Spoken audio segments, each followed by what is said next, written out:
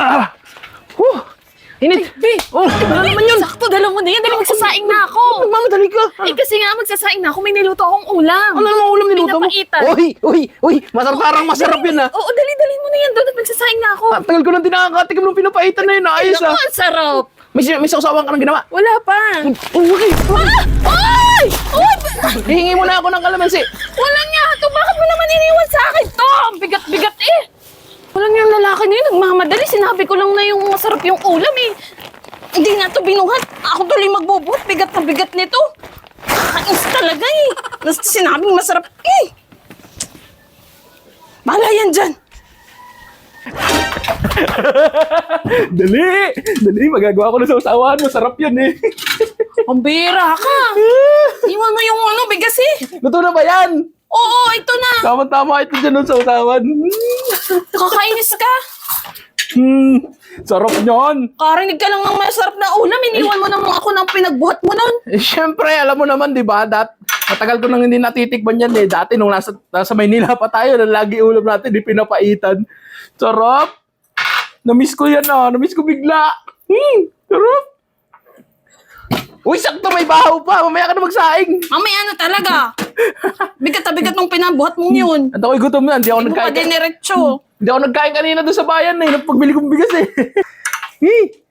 Meron ka ba dyang ano? Tawag nito, patis. Patis, wala akong patis. Ubus na toyo na lang. Uy, sus, patay tayo niyan. Pwede na to kalamansi na lang. Saka sili. Sarap niyan. Tama-tama ito.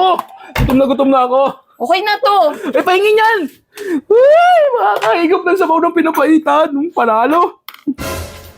Ito. Ano yan? Pinapaitan yan. Paano lang yung pinapaitan yan? Kailangan ko naman eh. Tikman mo. Sarap. Tikman mo, dali. Oh. Dali, tikman mo. Grabe ko naman. Ano yung sabaw? Anong lasa? Ang pait. Oh, di ba? Ang galing. Ang sarap. Ganyan kasi yung mga gusto kong luto eh. Yung nalalasahan ko pa na may pait-pait. Excited pa naman ako. Ang akala ko yung pinapaitan na laman loob ng kambing. Tapos, pinapaitan niya ako, mapait na ang palaya. Diyos me, ka naman. Kasi ganito di ba yung gusto ko? Ikaw talaga eh. Pag ikaw kasi nagluluto, matamis-tamis eh. Pa naman, kala ko naman. Yung Tagal-tagal ko na hindi nakakain yung pinapaitan. kambing. Bahala ka na, ikaw na lang kumain dyan. Sarap ka naman eh. Yung pala yung akala. Mapait din naman, kasing lasa nga. Pait. Arte naman nun.